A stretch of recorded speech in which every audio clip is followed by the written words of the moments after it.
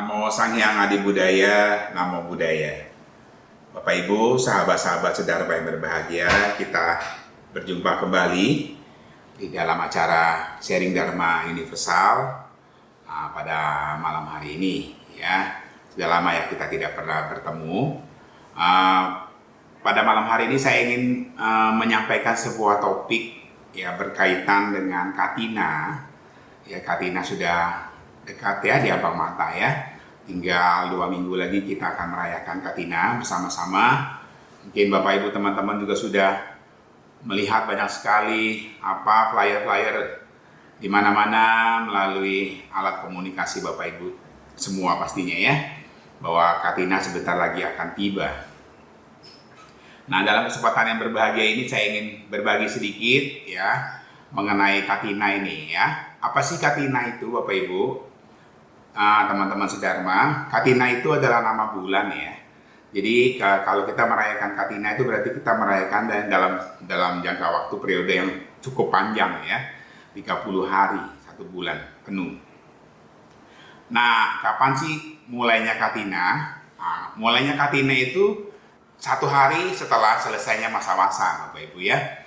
Nah, cerita sedikit mengenai masa wasa. Wasa itu apa sih? Wasa itu adalah musim penghujan sebetulnya ya, di mana para biku itu kemudian melatih diri, kemudian tidak berpergian ya, karena kan sejatinya para biku ini memang tugasnya adalah berkeliling ya, membabarkan dharma seperti itu. Nah, kalau kita tanya relevansinya, apakah sekarang masih relevan perayaan Katina itu, apakah wasa itu masih relevan? Kan sekarang ini di Indonesia apalagi ya, kita cerita pada hari ini aja, mana ada hujannya, nggak hujan-hujan gitu ya. Kita saking hujan tidak datang-datang, di mana-mana kekeringan, di mana-mana kebakaran gitu ya. Kalau kita hanya melihat relevansinya dari musim hujannya, memang di Indonesia sekarang belum musim hujan gitu ya. Tapi kalau dilihat dari relevansinya dari latihan melatih dirinya, para biku ini tetap harus melatih diri ya. Jadi memang dalam 1 tahun periode itu 12 bulan, ada masa 3 bulan, seperempatnya berarti dari 1 tahun itu para biku ini berkumpul melatih diri ya, bersama-sama untuk lebih flashback lagi apa yang sudah mereka lakukan selama 1 tahun gitu kan.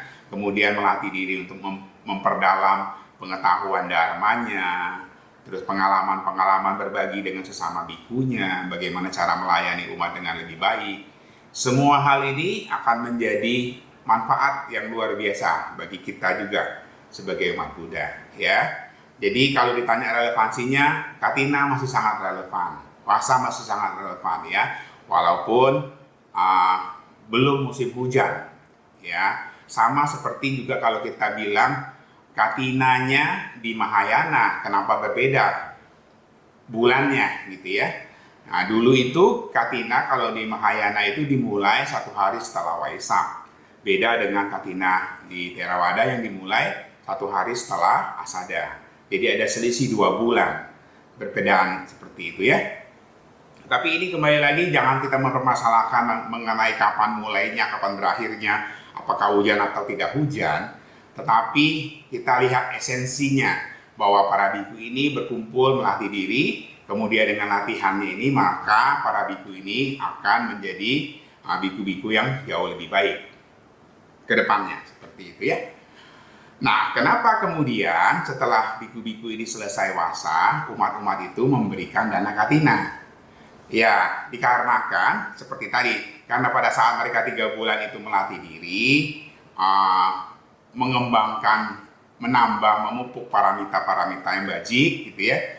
Selesai dari wasa, para biku ini menjadi orang yang lebih baik seperti itu. Sehingga berdana kepada para biku, apalagi berdana kepada komunitas para biku, sangha itu sendiri, menjadi ladang kebajikan yang sangat luar biasa. Seperti itu ya. Kenapa? Makanya banyak sekali orang-orang umat Buddha berduyun-duyun untuk melakukan dana di bulan Katina. Itu yang menjadi pemicunya ya kenapa.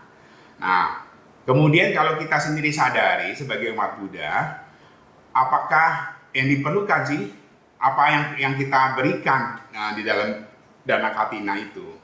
Ya, yang diperlukan oleh biku itu oleh anggota sangha itu kan 4 kebutuhan pokok. Kebutuhan pertama itu ada tentunya makanan, yang kedua itu obat-obatan, yang ketiga itu jubah, pakaian, dan yang keempat itu adalah tempat tinggal. 4 kebutuhan ini aja sih sebetulnya para biku itu butuhnya hanya itu. Dan inilah yang kita persembahkan. Terus kalau ada yang tanya mengenai jubah Katina, bedanya jubah Katina dengan jubah biku biasa itu apa? Ya, jubah Katina ini spesial ya. Jubah Katina itu dibuat hanya satu. Diberikan kepada para biku yang ada di komunitas yang lagi berwasa itu. Mereka akan memilih, para biku itu akan memilih satu saja di antara mereka mana yang paling baik latihannya selama masa wasa. Dan yang terbaik itulah yang akan mendapatkan jubah Katina. Jubah Katina itu pun harus dibuat dalam hitungan waktu 1 kali 24 jam, 1 hari saja. Jadi bukan jubah-jubah yang sudah ready seperti yang sekarang ada gitu ya. Nah, kalau kita cerita mengenai jubah-jubah yang sekarang ada, dibandingkan dulu, jubah-jubah zaman dulu itu kan jubah-jubah yang dipakai para biku itu kan adalah pada dasarnya adalah orang-orang yang hidup meninggalkan keduniawian. Kemudian mungkin kita cerita di zaman Buddha 2600 tahun yang lalu itu kain itu tidak seperti sekarang gitu ya. Bahan-bahan pakaian itu terbuat dari bahan-bahan yang mudah rusak. Apalagi kalau kita cerita mengenai pakaian para biku itu kan banyakkan dari pakaian yang sisa dari atau bekasnya. Kalau zaman dulu ya orang untuk mengubur atau menutup mayat gitu ya, itu yang pakaian itu yang kemudian dicuci, dibersihkan, dicelupkan dengan daun-daunan sehingga menjadi jubahnya para biku. Makanya zaman dulu jubah itu sangat rentan, setiap tahun mungkin sudah usang gitu ya. Tapi kalau jubah-jubah yang zaman sekarang, rata-rata jubah zaman sekarang itu kualitasnya baik sekali, awet gitu ya. Kalau tidak terkena dengan mungkin bolong-bolong karena hiu atau terbakar lilin gitu ya, jubah itu tidak akan rusak. Lama sekali untuk rusaknya gitu ya, paling menipis, kemudian baru hancur, dan itu tidak setiap tahun. Jadi teman-teman, Bapak Ibu semua, pada kesempatan yang baik ini saya juga ingin menyarankan ya, kalau kita dana Katina, dana kepada Sangga di bulan Katina, itu jangan hanya kita melihat dari sejarah mengenai jubah Katina itu gitu ya. Jadi janganlah kita berduyun-duyun berdananya jubah gitu. Karena jubah itu akan menjadi banyak dan menumpuk gitu ya, dan tidak terpakai oleh para biku itu gitu ya. Karena seperti yang saya bilang tadi, jubah ini awet gitu loh. Bukan jubah zaman dulu yang setiap tahun rusak. Jubah ini awet sehingga 2-3 tahun, bahkan ada yang 5-10 tahun pun tidak rusak-rusak gitu. Sehingga kalau setiap tahun kita memberikan jubah, sementara biku itu hanya boleh punya dua setel, 2 pasang gitu ya, 2 set jubah itu, sisanya itu pasti nggak akan kepake gitu. Dan itulah yang menyebabkan banyak sekali sekarang jubah-jubah itu menumpuk sehingga tidak tergunakan. Ya paling dipakai untuk kegiatan pabaja atau yang lain, tapi itu pun tetap tidak sebanyak jubah yang diberikan. Jadi daripada kita memberikan sesuatu yang nantinya tidak terpakai, alangkah baiknya kita memberikan sesuatu yang lebih bermanfaat ya. Contohnya lain adalah mengenai kesehatan, misalnya obat-obatan ya. Obat-obatan itu juga di masa Katina ini akan banyak sekali umat yang berbondong-bondong membawa obat-obatan, membeli sekian banyak obat macam-macam gitu ya, dan di package menjadi satu persembahan. Dan kebanyakan juga, mohon maaf saya harus bilang, juga nggak kepake Bapak Ibu. Ya, hanya beberapa saja yang digunakan oleh para biku itu. Sisanya juga nanti wasted, tidak terpakai.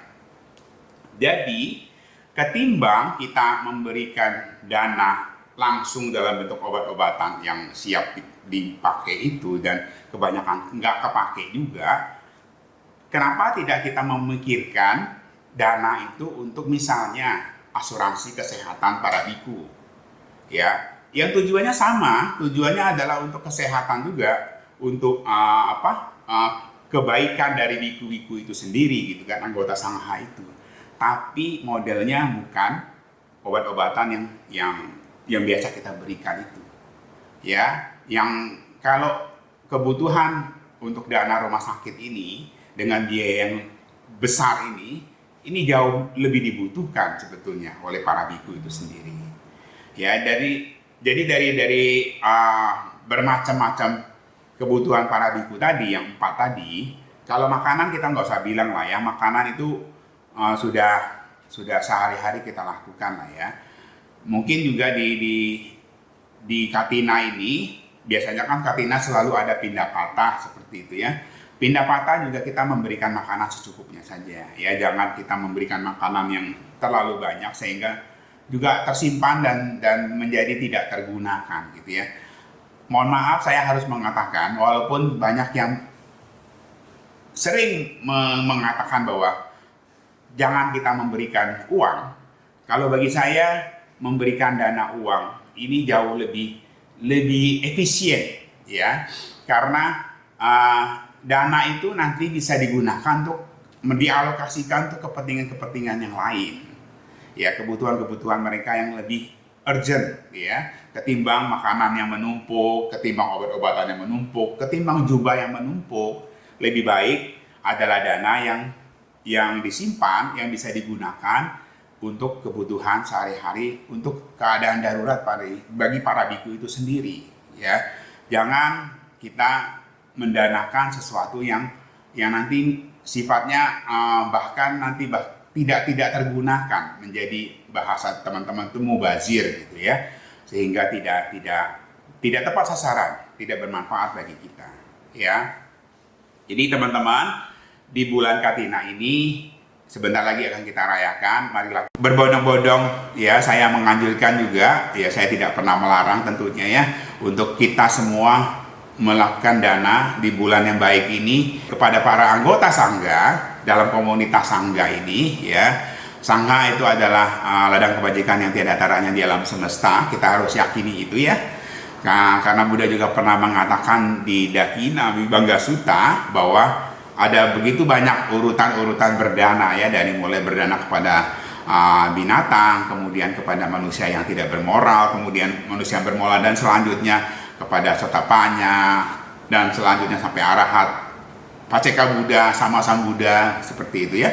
Ada banyak sekali urutannya, dan Buddha mengatakan bahwa berdana kepada sangga, kepada sangha, komunitas para biku ini, para Arya ini, itu nilainya jauh lebih besar ketimbang berdana kepada sama sang Buddha.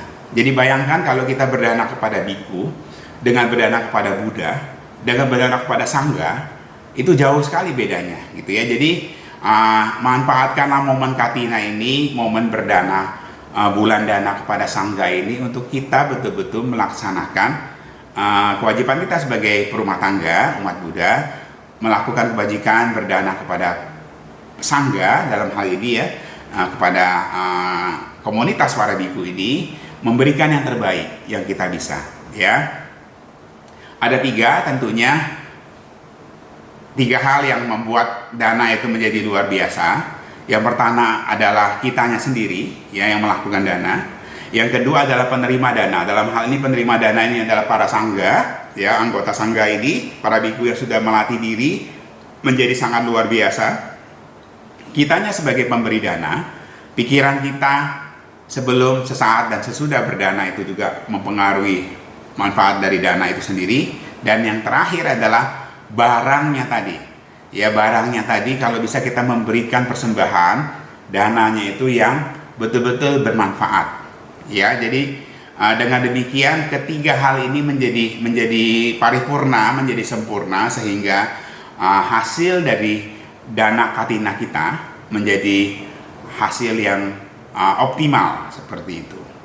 Ya, mungkin itu yang bisa saya sampaikan kepada teman-teman semua, sedikit himbauan karena kita sebentar lagi akan menyambut bulan Katina, sehingga kita betul-betul bisa melakukan yang terbaik di bulan Katina ini. Semoga bermanfaat, semoga kita senantiasa hidup sehat dan berbahagia.